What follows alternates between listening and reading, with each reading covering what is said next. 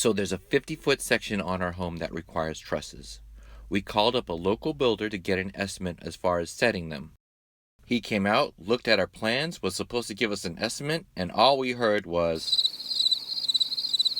So we called another builder. They came out, looked at our plans, was supposed to give us an estimate, and then again.